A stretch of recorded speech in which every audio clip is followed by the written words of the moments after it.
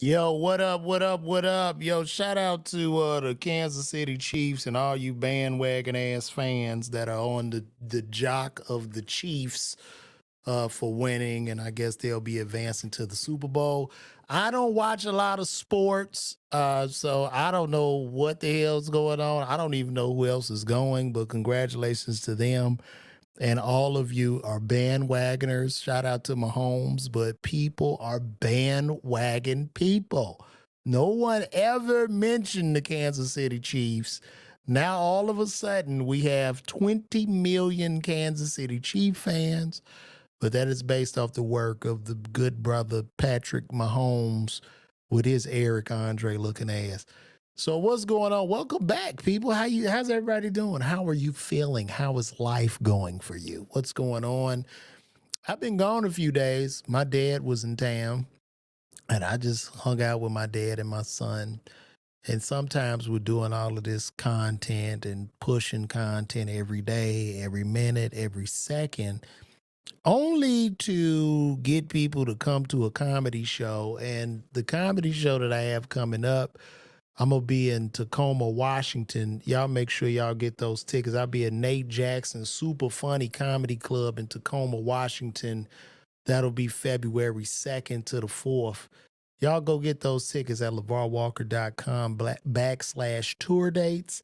And then after that, I'm gonna be in Arlington, Virginia at the Arlington Draft House. I need all my people in that DMV area to show up on me, man. Because I always get so much love out there. Good evening, Tracy, Olivia. Thank you guys for tuning in to today's show. Had a pretty good weekend this weekend, man. Just like I said, hung out with my dad and my son, 3 generations of Walker men. Talked to my little brother. He's in New York, kicking ass in the real estate appraisal game as well as acting. Uh, and everything's been cool, man. I just needed a real break. Sometimes doing all this shit can be daunting, but I'm not complaining because I have to push my own brand.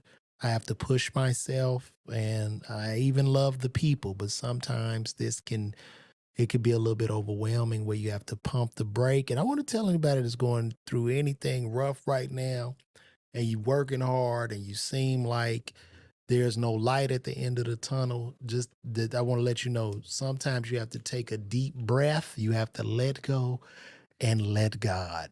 Y'all, can you hear me now? Is my mic down? Let's do a mic check. Shout out to Bushido Zay for coming in and telling me to turn this mic up.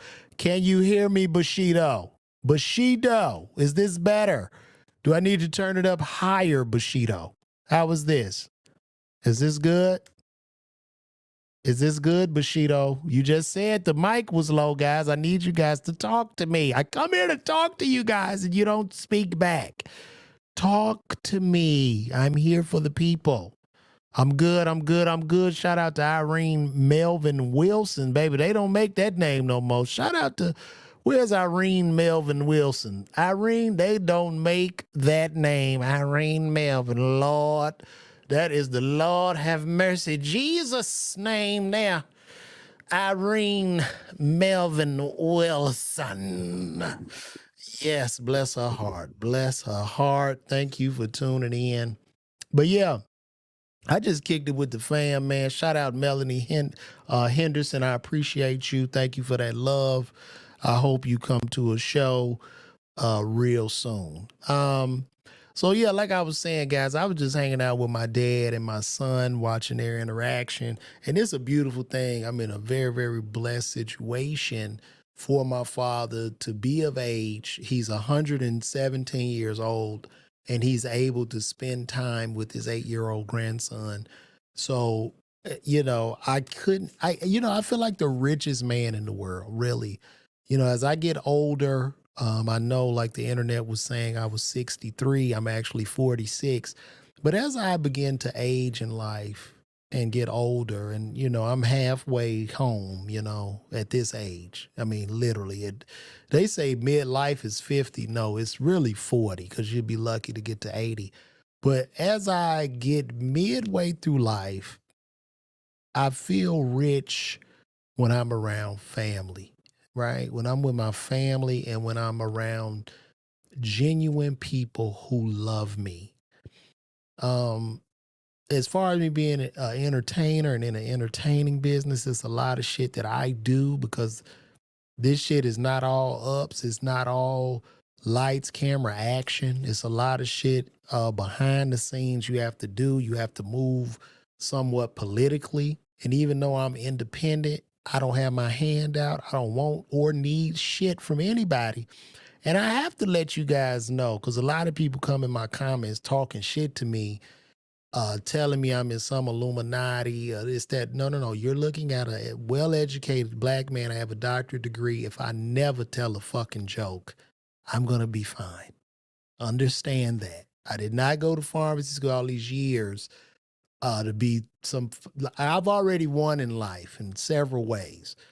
This is a journey, and what I'm doing as a comedian is not a job. It's my assignment.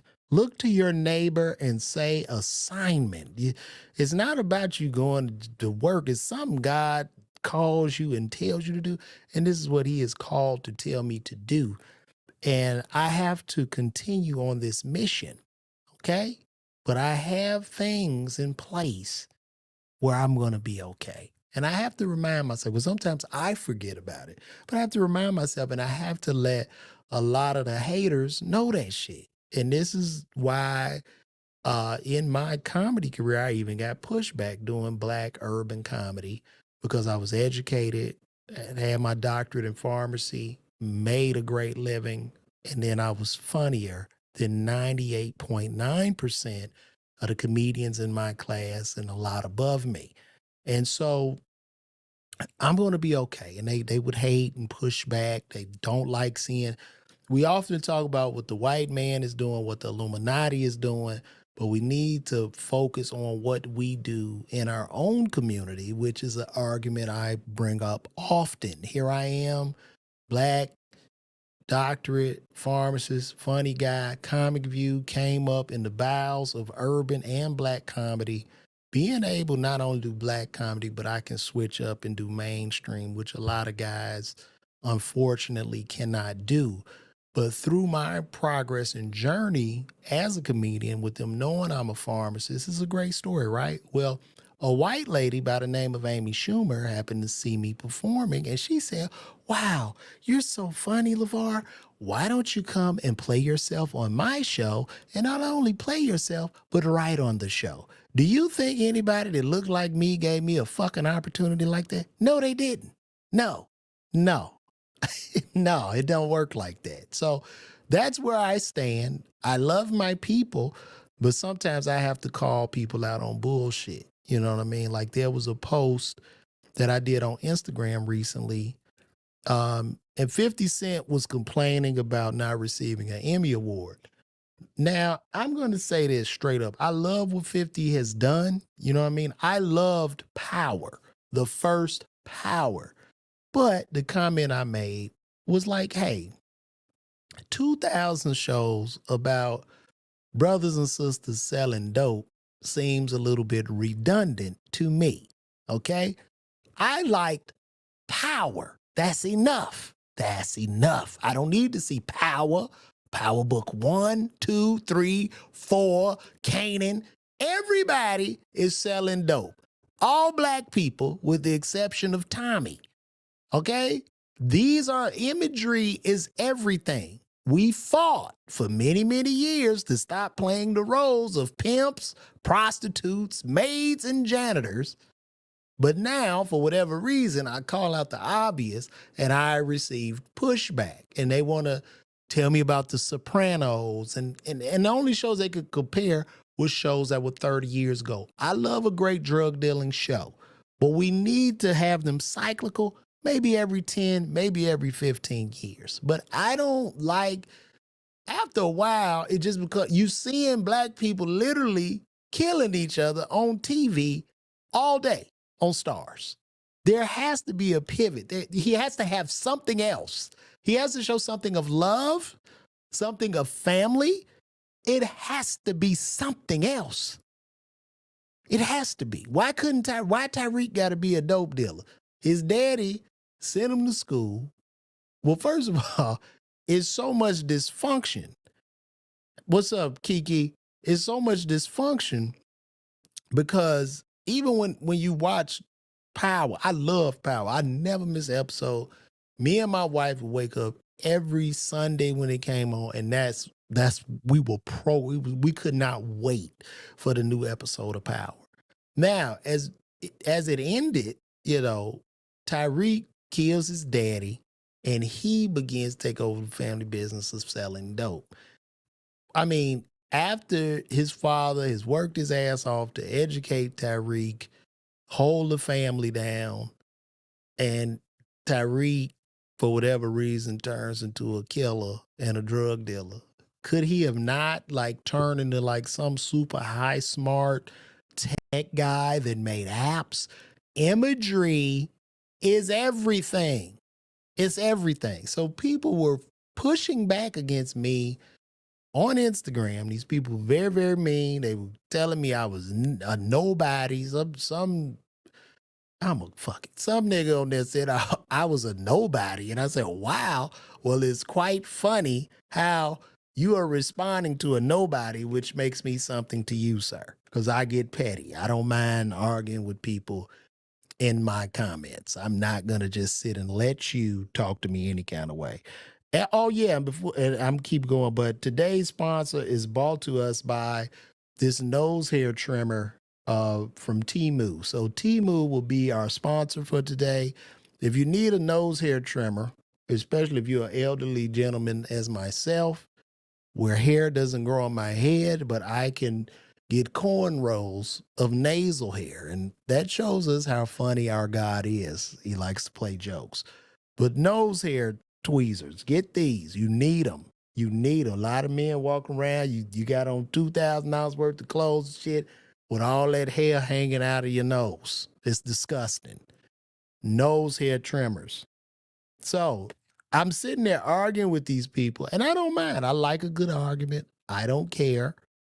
And I just had to call him out. You know what I mean? Like I say, what 50 Cent doing is great. I'm glad he's built the studio in Shreveport. But all I would tell my brother is, listen, man, we cannot continuously show this one dimension of black people killing each other. They're not, he doesn't have a drug dealer show of them killing all the white people. No, it's niggas killing niggas all day, every day on the Stars Network or wherever this show is. So that's all I'm saying. I like to call out the truth. And a lot of people won't like me for it. And that's fine. That's fine. If there's a person that everybody likes, I will raise an eyebrow to that person because a friend to everybody is a friend to no one. So we going to get this show started today. This is the LeVar Walker Daily Show podcast where I sit up here, just talk random shit and just talk to the good people, man. Also, too, Tacoma, Washington, I'm on the way at Nate Jackson's Super Funny Comedy Club. Shout out to the homie Nate for booking me with his cheap ad. Nate, you are cheap. He's very, very cheap, but I'm going to go out and I'm going to headline this comedy club this weekend in Tacoma, Washington. Now, let's go to our first topic. Some of y'all on Facebook probably already saw me drop this video of Crisean, who has allegedly gotten Blueface's face tatted over her face, which is quite creepy to me. Now, I'm going to show you guys this video, and you tell me what you guys think, okay? Now, let me put it on. Here we go.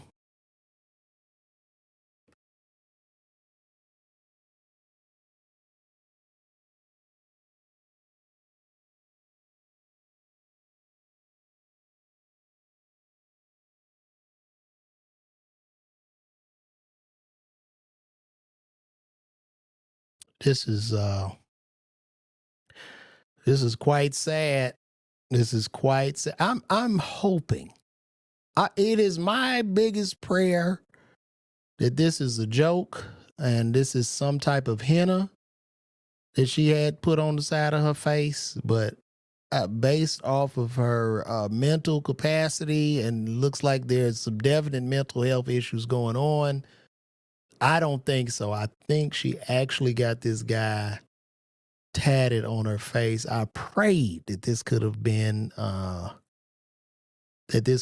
filter, but it's not. And listen, if you're a father with a daughter and you're a mother with a daughter, it's very, very important to keep that dad in that child's life unless the father is causing direct harm or trauma to that child, because this is what we have here. It's ratchet, it's toxic, and it's absolutely crazy. And if I was Blueface, I would file a restraining order immediately on this woman and get her the fuck away from me. There's no way. If my wife walked in the house and I'm on the side of my wife's face like that, I am immediately having her placed into a facility for some treatment. And this young lady definitely needs some Risperidol, some Valium. They need to put all of her medication, Risperidone, Trazodone, Bupropion. They need to put all that shit in a blender and let her drink it as a smoothie. She needs everything. She needs absolutely everything. This is sick. If I was her father, I would just holler out and cry because it's very, very sad and those diamonds look cloudy. I don't know what's going on, but this is where we're at right now. And this is what is being pushed on us in the community. For whatever reason, what's up? I'm in here. I'm on the air. So this is what's being pushed upon us in the community. I'm often labeled as a coon. I get labeled as a coon for calling out the truth. I only care about us as black people. So I call us out on a lot of our bullshit. And people say, what about the white folks? I don't give a fuck. I'm focused on our community. So I'm going to talk about us. Why are you you're not focused, my nigga? Focus on us. So I'm often called a coon, being articulate, being educated, but these people are considered real niggas. The street niggas are the real niggas. If you in our shit, if I'm on this bit like this, you know what I'm saying? Like talking like that. If I talk like that, motherfucker be like, nigga, I'll be next level, like real talk. If I be like this and I just talk like that all the goddamn time, you know what I'm saying? You feel me? Like, I'll be on another level, like, fuck that shit, man. You know what I'm saying? Nigga lame in here, nigga lame, man. Like, that would actually push me over over the edge. But this is sad. And we gonna have to set out our prayers for Crisean, because it ain't no way.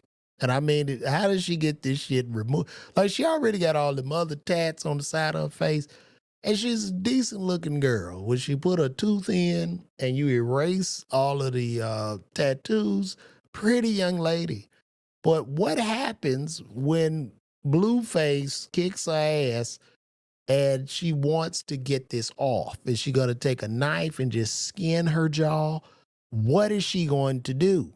You know what I'm saying? Like, how does she get this off? What do you feel that with? Are you going to do a Hello Kitty? What are you going to do? What tattoo are you going to do? What face will you put over the blue face? It's sick. Boy, this is a sick world. And reality TV is just dominating everything. It's even come on the internet for us to see this, man. It's insane. But let's keep going. This is very crazy. And tell both of them to call me. I probably won't pick up the phone. They'll be too busy fighting. Is this the Ike and Tina of our day? Really? Because this level of dysfunction wasn't just readily shown. One thing about Ike and Tina back in the day, and my prayers up and rest in peace to Tina Turner But based off of the movie and everything that went on with her, they didn't parade their dysfunction around. And now you make money and you get attention for parading dysfunction. And guess what? There will be other kids, little black boys and little black girls that will see this dysfunction and see them getting rewarded. And they're going to go, yeah, let's do that shit too. You know what I'm saying? This is where we're at right now. So my mom just texted me and said, elephants are roaming in Atlanta and tigers are roaming in California. Mama, my mom just sent me this. Maybe I should look that up. Let's look that up. My mama said, let me see, elephants in Atlanta? Damn elephants in Atlanta. She got to be tripping. Mom, ain't no elephants roaming Atlanta. What is she talking about? Elephants roaming Atlanta. No damn elephants roaming around in Atlanta. I don't know what she talking about. My mom sees anything on the news and she wants to call me to tell me just anything. Mama, stop, okay? Just stop this. Mama, ain't no elephants roaming in Atlanta, okay?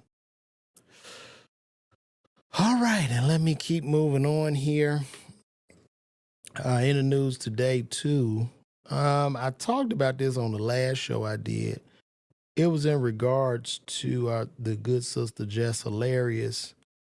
And it looks like she turned down that offer on the Breakfast Club. Let me see. She turned that offer down. It looked like there was news. And I talked about this before because I was like, wait a minute. She didn't let me see if I can find this pic. No, that's just, can you do slides on here? No. Let me see. We'll just do it over here.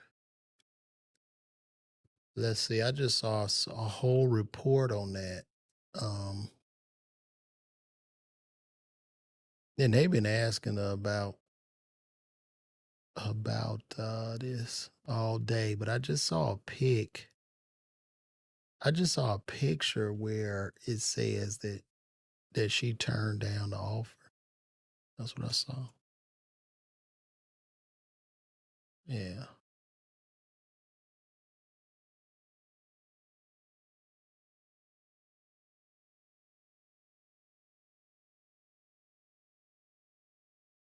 I don't know, but she need to talk about it. She needs to talk about that. Let me bring that up. Let me bring up here. Okay. So it said that Jess Hilarious had actually turned down the Breakfast Club offer, which I believe, and I'm gonna tell y'all why I believe that. Um, oh no, I can pull them all up here. Yeah, so they say that Jess, it's not gonna let me show it, but they say that Jess turned down her Breakfast Club offer, and I believe that. I believe she celebrated prematurely, and she probably ended up celebrating that offer before reading the contract. And a lot of those radio contracts are like literally like they're so old and outdated, and they don't apply to today's times. And what I mean by that is this: these kids online getting millions of views, they're building their own personalities, they're building their own businesses, their own platforms. And those radio contracts a lot of times are outdated and predated, and they're going off of the 80s and 90s when it was the thing to be a morning radio host.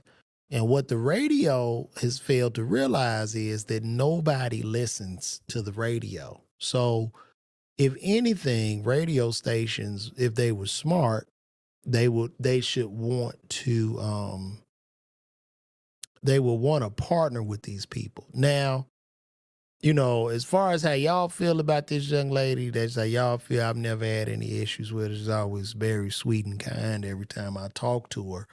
But I just believe, like, off the money she's made with YouTube, Instagram, all these different platforms, it's probably somewhere in that contract, and I'm sure she might talk about this, but it's probably somewhere in that contract where they want a piece of all of that. Like, where they want to own you, where they probably want to put her in shackles because the game has just changed. And I don't even see a purpose for radio anymore. I'm just being 100% honest. If you are a radio DJ or something, listen, this is no knock to you. I'm just saying, I'm calling a spade a spade. I don't even have a radio player in my Tesla. There's no way for me to turn on the radio.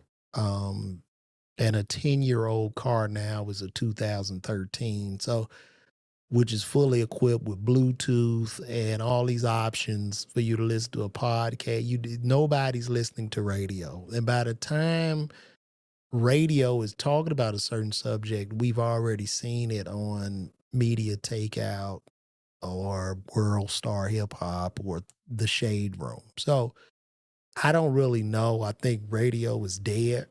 I'm just going to be honest with you. I think radio is all the way dead. And I'm talking from the standpoint of a comedian. Some markets, they still want me to go and sit and talk to the morning man, and I just shake my head.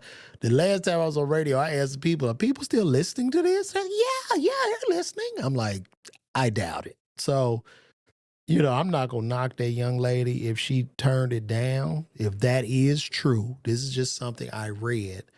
But if it is true, good for her. That's a great business move. And radio shows are going to have to start partnering with personality. I think radio shows should partner. Like, just do a partnership. Get them some back end. Get them a chance to make their money, not trying to put them on the salary and you're trying to harbor all of the you're trying to snatch up everything that they've already done. So, I mean, you said radio jockey jobs. Well, I mean, I'm 46. So the radio guy was a big deal when I was coming up as a youngster. You know what I'm saying? Your hot 107s, your hot 97s. Radio was breaking songs. They were doing, you know what I mean? Because attention, we have to understand, pre-internet, pre-social media platforms, pre-YouTube, pre-podcast, the media had a monopoly on attention. So I had to turn on the radio to hear anything in my car. I had to watch one of 6 networks to watch any television. So pre-internet, it was a monopoly. Well, we're in post-internet now, and it's no longer a monopoly. It's actually a fight for attention. So it's what it is. Girl like that, I would invest in her. She younger, radio's dying. It could have been their last hope. But I think in 5, 10 years, it's curtains. I don't know. I'm just a small-time comedian that is talking to you guys on this podcast. That's just how I feel. So, now I don't think they're for people before they get a platform, man. I just think it's an old, dated, thing. It's almost like, do you want a job writing an article in the newspaper in 2024? Would you like that job? Like, you know what I'm saying? So I think it's over for a lot of different parts of media, including, like, when you think about it, even when you think about this new wave of these sports shows, you know what I mean? You think about the traditional way in which Skip Bayless and Stephen A. Smith and several of those other journalists on those sports shows came to be. They worked their way up for 20 and 30 years. They're writing articles in the paper. they're doing this, they're doing that, and then they get hired by ESPN or Fox Sports Network. Well, now, how about this? You got guys that are retiring out of the league, out of the NFL, who are saying, hey, I can give my opinion on sports and be an analyst just like them. And the difference in me is I actually played the game. So who will be more qualified? And that's what they're facing now. So I think Disney, all them sports shows are going to go the way, they're going to die too. And they're going to be replaced by just entertainers or sports people online talking. Gilbert Arenas is an example. Shannon Sharp is somewhat an example. Ocho Cinco. The list goes on and on. But as far as is anybody holding these institutions and saying who the man is and the Illuminati, it is no longer existing. These barriers are being broken down every day, and the landscape is pretty much it's evening out more and more. To where after a while, I think on Facebook, IG, all these things, you just gonna be paying just to even make a video. I think they're gonna go that route. So that's where we at now, guys. That's where we at. Look, I get you, Tiffany. I don't really know what she said, but that's what's up. What you said, Kiki? I don't know if she's still on here. She might have left. But yeah, we gonna keep moving right along, man. Tristan Thompson, is it Thompson or Thomas? I don't know. Tristan Thompson was suspended for 25 games over drugs. And these drugs that he was on, I'm guessing they were steroids or something like that. Let me see. Thompson suspended. Let's look that up. And I can share screen with you guys. I'm going to share the screen. Yes. No.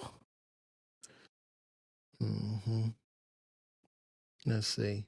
So Tristan Thompson, if you don't know him, he's playing for the Cavaliers right now, and he got kids with Khloe Kardashian and some other whores. And basically, he tested positive for a performance-enhancing drug called ibutamoren and SARM-LG 4033. So they suspended him for 25 games, and I'm guessing, based on this suspension, Tristan's age, and him averaging 2 points a game, I'm guessing that will be the end of Tristan Thompson's NBA career. And maybe he'll go overseas and play for the Chinese Tigers or somebody. But I pretty much think that's it. But what was most interesting to me, and I get it, he's getting older. He wanted to do some roids, tighten up the muscles, make him play a little faster. He wanted to feel that youth again because he's aging out. Guy's aging out. He's 32 years old. That's kind of old for NBA players. But I think Tristan has had a lengthy career. He's been in the league for quite some time. And, he shot up, man. He shot up to make it tighter. But what I don't understand is, Tristan Thompson was on the narcotic, right? But the brother ain't playing like nothing. Like, I don't know what's up with the drugs he on, but let me show y'all how he's playing. And it's not really looking good. Let me see. Let me pull it up again. Let me pull it up. Some people done left. Let me see. Let me show y'all how he playing. So he's on these steroids.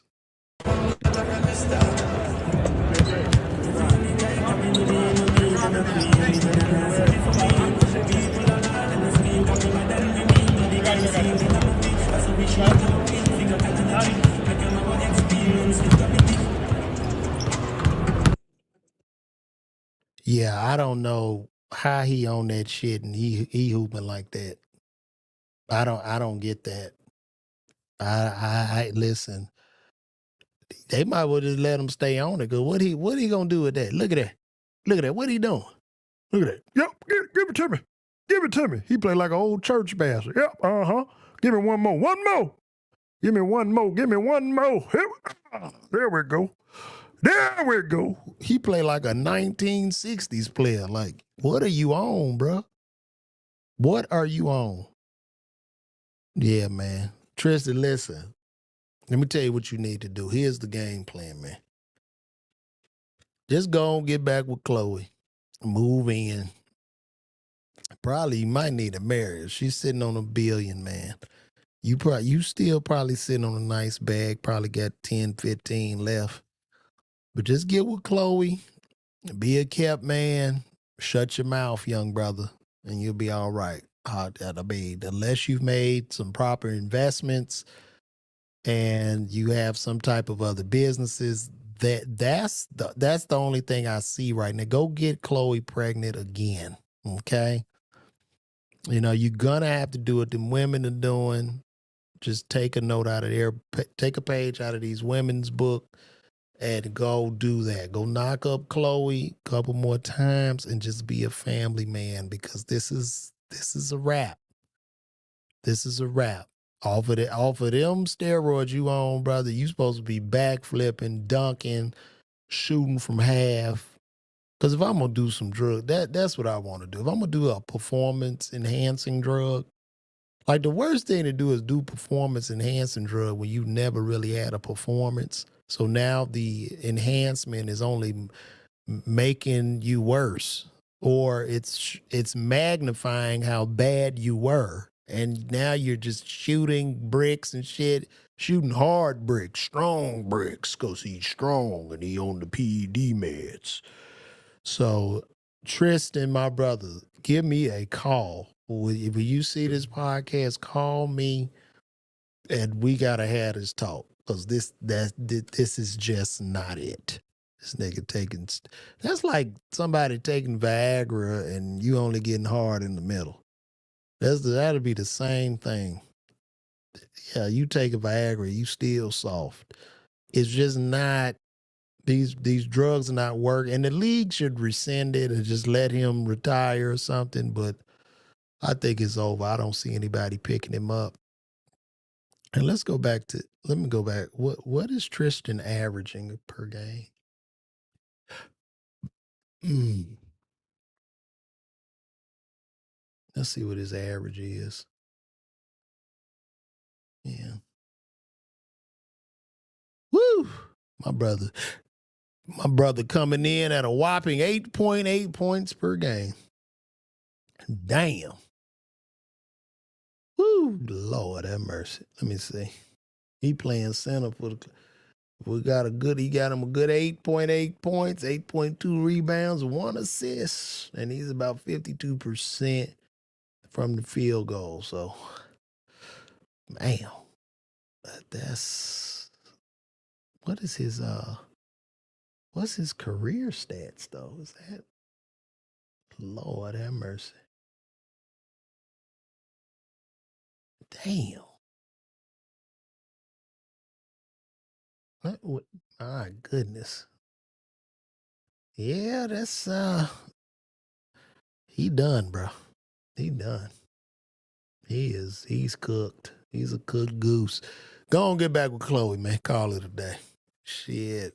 Get you a job selling Ferraris or something, man. Wear you a nice suit. And it's over, man. It's sad. It's sad. And that's the rough part about being an NBA player. Or being a athlete. And I even think athletics now is going down. I don't even think like back in my day to be a hooper. Do y'all remember that back in the 80s, man? If you was hooping like on a team, like I went to Simeon. So if you was on Simeon basketball team, you playing varsity, that shit was like being in the NBA or something. Like, but I don't know if these kids really care about sports anymore. I really don't know. I don't see that. Y'all let me know, do kids even care about sports anymore? Because I don't. I think all the sports franchises from the NBA, NFL, and Major League, they about to have an issue because the new old people are the current young people, and the current young people aren't really watching nor are they tuning into sports. So I don't know, or they're gonna have to give Taylor Swift a contract um, to keep some eyeballs and attention on sports. I don't know. I could be wrong. And to any elderly person, look, we all old, so come on, man. Come on, man. Listen, guys, Tacoma, Washington. I'll be there this coming up weekend. Get those tickets. Hurry and get tickets in Arlington Draft House in Arlington, Virginia. Pull up on your boy. We're gonna have a good time, man. Our good brother Jay-Z just came out with a new Moncler coat. Let's take a look at this. So Jay-Z is in the fashion now. Well, I guess he was before because he did have Rockaware. And now he has the Moncler. Um, yeah. So this is a $2,400 coat, and this is what we got for $2,400. And I'm gonna have to say I'm gonna pass. Yeah, yeah, I'm definitely gonna pass. It looks very Kanye-ish. It looks like they want to desperately be Yeezy, right? And I have to pass. I'm getting Moncler. I'm gonna get regular Moncler. I'm not getting Rockefeller or Rock Nation Moncler.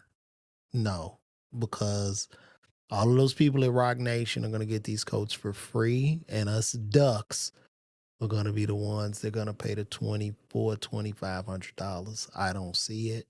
Not today, not next week, not ever.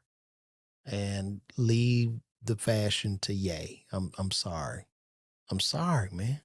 Everybody biting Kanye, bro. Like we could, people dislike him and I know he say the most outlandish shit, but it's just like they hate him, but I see him biting him. Like that look like some Yeezy season 8 shit. Am I lying? That look like Yeezy season. What are we talking about here? That's Yeezy. This is Yeezy. That's Yeezy. That's some Kanye shit. Look at this. So I'm gonna say no. And then yeah, this is all Kanye. It's the same shit. And they robbing him. They are robbing him. To me, I mean, well, he been rocking the sock shoes, but it's like, cool. No, dog. That shit trash. I'm gonna call a spade a spade. And to show y'all, most niggas ain't gonna talk against no Jay-Z. So it's trash. Trash. Trash. Shit gonna be hanging right up in Moncler. As a matter of fact, I have a Moncler vest. I bought that vest. I bought my Moncler vest, I want to say in '05, '06. I paid 700 for it and it's been timeless. I've worn that coat. Lord, I've had that vest over 20 years and it gets the same love. It's great. So that is that. Moving right along. So they got a Luther Vandross biopic that's coming out. Um, and in this biopic, they refuse to tell us whether Luther was straight or gay. Um, I, listen, rest in peace to Luther. Luther Vandross was our legend. Okay. And I mean, Luther is irreplaceable and we can't even find these smooth and velvety voices anymore. But I think it would be because he's passed now. I think it's necessary to talk about Luther's sexuality. I'm just gonna keep it a bean. I think we should know, but maybe, and this is what I'm thinking. We all know Luther was gay. We know that. And we respect Luther because Luther never, and I mean back at those times, you just couldn't come out as gay. You couldn't do it. But I think this would give us another level of respect for Luther for unfortunately not being able to speak his sexuality but still stand up there. It would just show us a deeper side of what it would be like for a man to have to hide his sexual identity and act like he's singing to women all the time in a suit. You know what I mean? It would just give us a deeper dive into that, and that's something I would love to see. I mean, Luther Vandross was the guy. We love Luther. And he has no replacement. Who's the new Luther now? Who's the new Luther? Who's the new Michael Jackson? I mean, it's just changing, man. I guess our next big artist would be some piece of artificial intelligence that the record company just owns. They're going to put out an AI artist that's not even real. You only see him on YouTube and hear him on Spotify. And it'll be a digital artist that's 100% owned and controlled by the labels. And they'll just print money with it. I think that's where we're going now. Yeah, we all knew about Luther. Everybody knew about Luther. But it would be good to, finally get that truth out and let him rest. And just let Luther rest. Okay. But I think this is it, guys. We have come to the end of this show. If you guys want to call in, I'll give y'all a little time.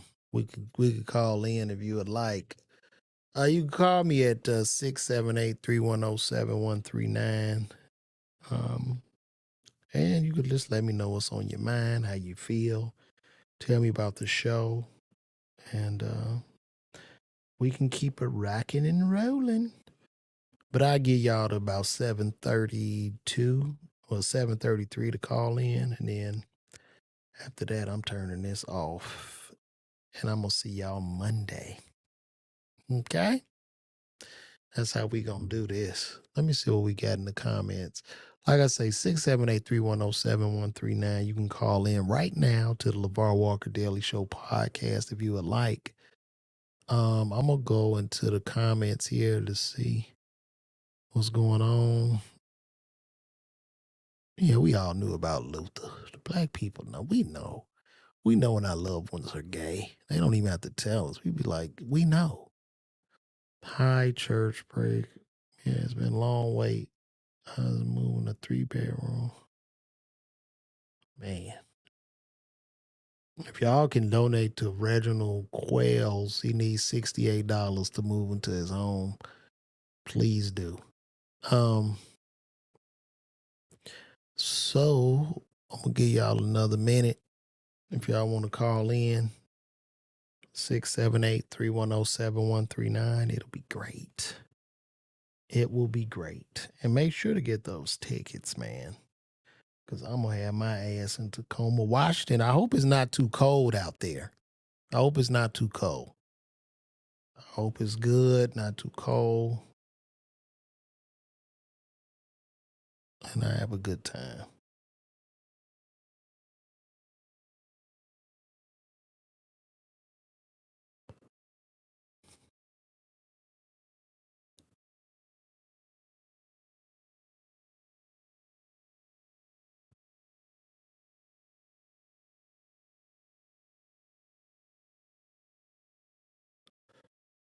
So, y'all can call in 678-310-7139. All right, it is 7:33. And guess what, guys? I'm about to check out of this, man. Listen, this has been great. Hope you guys enjoyed the show. Like I say, this coming up weekend, I'll be in Tacoma, Washington, the Nate Jackson Super Funny Comedy Club. Go get those tickets. My name is LeVar Walker. Good night and God bless.